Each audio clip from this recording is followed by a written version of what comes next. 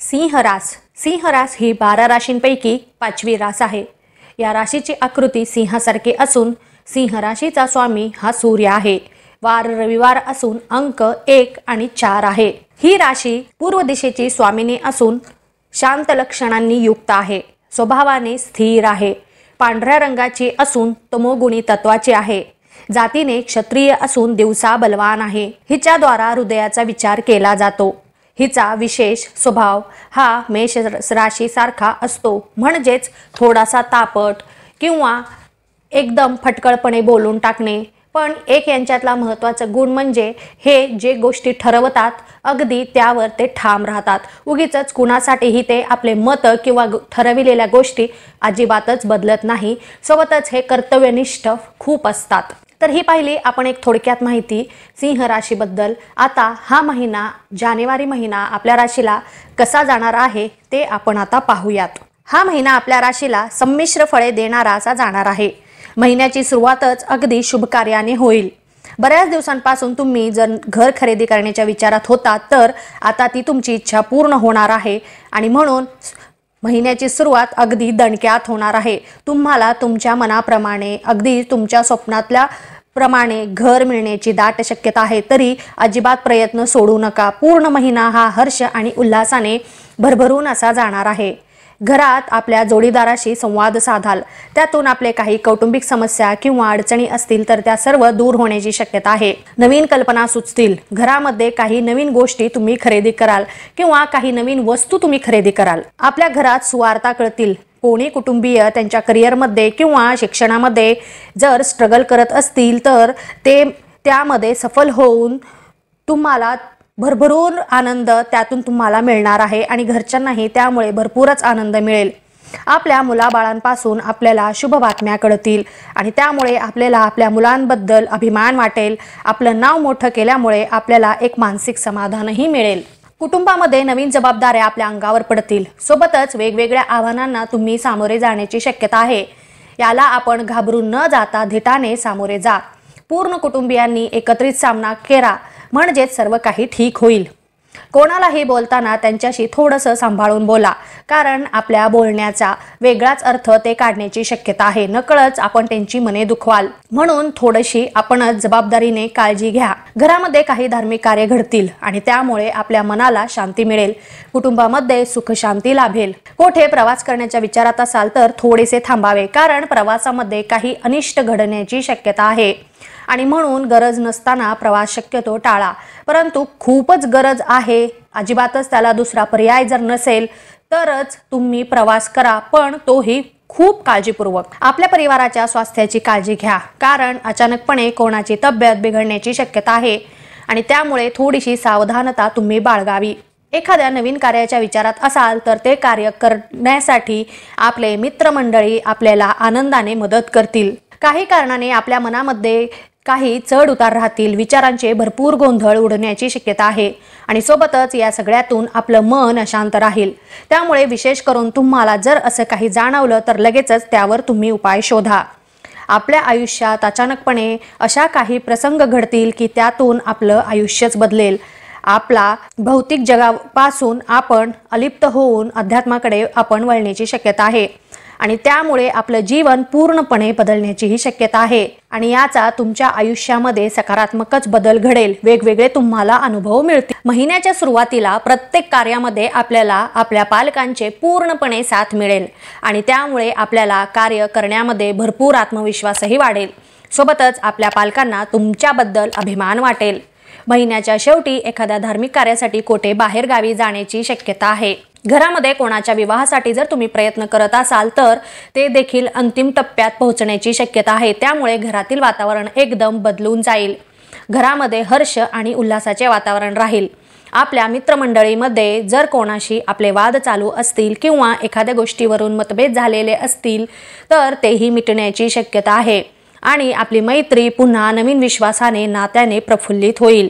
एखाद्या ठिकाणी पर्यटन स्थळी किंवा तीर्थक्षेत्री प्रवास करण्याची तुम्ही शक्यता आहे, परंतु खूप जपून प्रवास करा, कारण धनहानी होण्याची शक्यता आहे। त्यामुळे जे कोणतेही कार्य तुम्ही कराल, व्यवहार कराल, अगदी जपून करा। घरामध्ये काही कारणाने संघर्ष उद्भवण्याची शक्यता आहे, एखाद्या गोष्टीवरून मतभेद होईल आणि वाद वाढतील, परंतु महिन्याच्या शेवटी यावर आपल्याला उपायही सापडेल, त्यामुळे वाद मिटतील आणि नाते पुन्हा पहिल्यासारखे घट्ट होईल।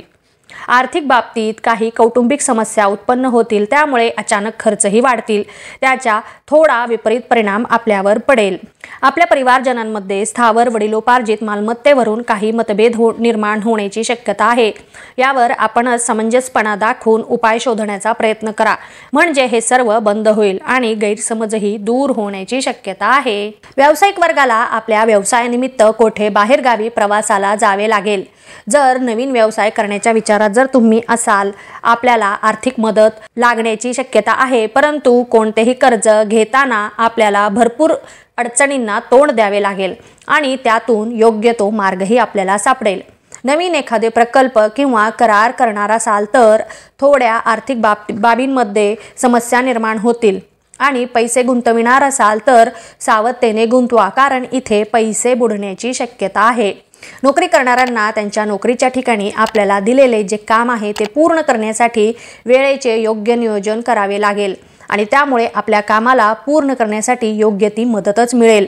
सोबतच नोकरीच्या ठिकाणी आपल्या साथीदारांसोबत क्षुल्लक कारणावरून वाद होण्याची शक्यता आहे, परंतु वाद न वाढविता शांततेने आणि संयमेने कोणतेही प्रश्न सोडवा, त्यांना समजून घेण्याचा प्रयत्न करा। ते आपल्याला कोणते मार्गदर्शन करत आहेत किंवा ते आपल्याला कशाबद्दल सांगत आहे याचा तुम्ही आधी नीट विचार करा, उगीचच वाद वाढवत बसू नका। तरुण वर्गाला नवीन करिअर करण्याच्या संधी मिळण्याची शक्यता आहे, तरी तुम्ही पुरेपूर त्याचा लाभ घ्यावा। तसेच जर आपण आधीच आपल्या करिअर संदर्भात काही विचार करून ठेवलेले असतील तर त्यामध्ये थोडेसे कठीण परिश्रम आपल्याला करावे लागतील। आपल्या ध्येयापर्यंत पोहोचण्यासाठी आपल्याला भरपूर घाम गाळावे लागणार आहे, भरपूर प्रयत्न करावे लागणार आहे, तरच कुठे आपल्याला यश मिळेल। येणाऱ्या प्रत्येक अडचणींना आपण तोंड द्याल, त्यावर तुम्ही मातही कराल आणि तुम्ही जे ठरविलेले असेल ते प्राप्त करण्यापर्यंत तुम्ही समर्थही व्हाल। महिलांना अतिउत्साहाचा असा काळ असेल, तुम्ही काही नवीन वस्तू खरेदी करू शकाल, त्यातून तुम्हाला भरपूर आनंद मिळेल। थोड्या पोटाच्या तक्रारी उद्भवतील, त्यामुळे आपल्याला आरोग्याची भरपूर काळजी घ्यावी लागेल। उगीचच बाहेरचं खाऊ नका, पचेल तेच खा आणि तेवढंच खा। आहारावर थोडंसं विशेष करून तुम्ही लक्ष द्या। सोबतच तुम्ही जे कोणते बचत केलेले असतील, काही पैसे किंवा आर्थिक बाबींमध्ये तुम्ही त्यातून एखादी स्वतःसाठी एखादी वस्तू किंवा एखादा तुमच्यासाठी तुम्ही दागिना खरेदी कराल आणि त्यामुळे तुम्हाला खूप छान वाटेल। तुम्ही छान आहात, तुम्ही आनंदी आहात, त्यामुळे तुमचं घरही खूप आनंदी असेल, प्रफुल्लित असेल। विद्यार्थी वर्गाला आपण ठरविल्याप्रमाणे निकाल लागण्याची शक्यता थोडीशी कमी आहे, परंतु इथे तुम्ही निराश न होता आपण कोठे कमी पडलो आहोत याचा तुम्ही शोध घ्या आणि त्या गोष्टीवर जास्त लक्ष द्या। हा काही शेवट नाही आहे, ही तर सुरुवात आहे। प्रयत्न करा, नक्कीच यश तुमचेच आहे। सोबतच स्पर्धा परीक्षा देणाऱ्या विद्यार्थ्यांना त्यांच्या मनासारखे मार्गदर्शन मिळेल आणि त्यामुळे त्यांनी त्याचा आपल्या अभ्यासावर पूर्णपणे लाभ घ्या। त्याप्रमाणे अभ्यास करा, एकाग्रता वाढवण्यावर तुम्ही लक्ष द्या। नक्कीच तुम्ही जी परीक्षा द्याल त्याच्यामध्ये यश ही मिळण्याची शक्यता आहे, फक्त प्रयत्न करणे अजिबातच थांबवू नका। ज्येष्ठ व्यक्तिवर्गाला आरोग्याबाबतीत काही समस्या उद्भवतील, परंतु आपण जरा आधीपासूनच आपल्या आरोग्याची काळजी घेतलीत तर त्रास कमी होईल। मन जरा चांगल्या गोष्टीकडे वळवण्याचा प्रयत्न करा, कारण मन प्रसन्न असेल तरच शरीर प्रसन्न राहील आणि स्वास्थ्यही प्रसन्न राहील। एकंदरीतच पाहता हा महिना आपल्या राशीला संमिश्र फळ देणारा असा जाणार आहे। तरीही प्रत्येक क्षणाचा आनंद लुटा, समस्यांवर उपाय शोधा आणि आरोग्याची पुरेपूर काळजी घ्या। नवीन वर्ष सुरू झालेलंच आहे आणि वर्षाचा सगळ्यात पहिला सण आलेला आहे आणि तो म्हणजे मकर संक्रांती। आणि हा सण तर खूपच आनंदाने, गोडव्याने, प्रसन्नतेने असा भरलेला आहे। तरी ही संक्रांती तुम्हा सगळ्यांना जीवनात भरभरून गोडवा निर्माण करणारी जाओ, हीच ईश्वरचरणी मी प्रार्थना करत आहे। तुम्हा सर्वांना मकर संक्रांतीच्या खूप खूप शुभेच्छा। आणि महत्त्वाचे ते राहूनच गेले, ते म्हणजे तिळगुळ घ्या आणि गोड गोड बोला। धन्यवाद। तुम्हाला माझे हे व्हिडिओ आवडले असतील तर इतरांनाही याचा लाभ मिळावा यासाठी आपल्या मित्रमैत्रिणींना, नातेवाईकांना हे व्हिडिओ नक्की शेअर करा आणि लाईक करा। महत्त्वाचे म्हणजे सबस्क्राईब करा. धन्यवाद.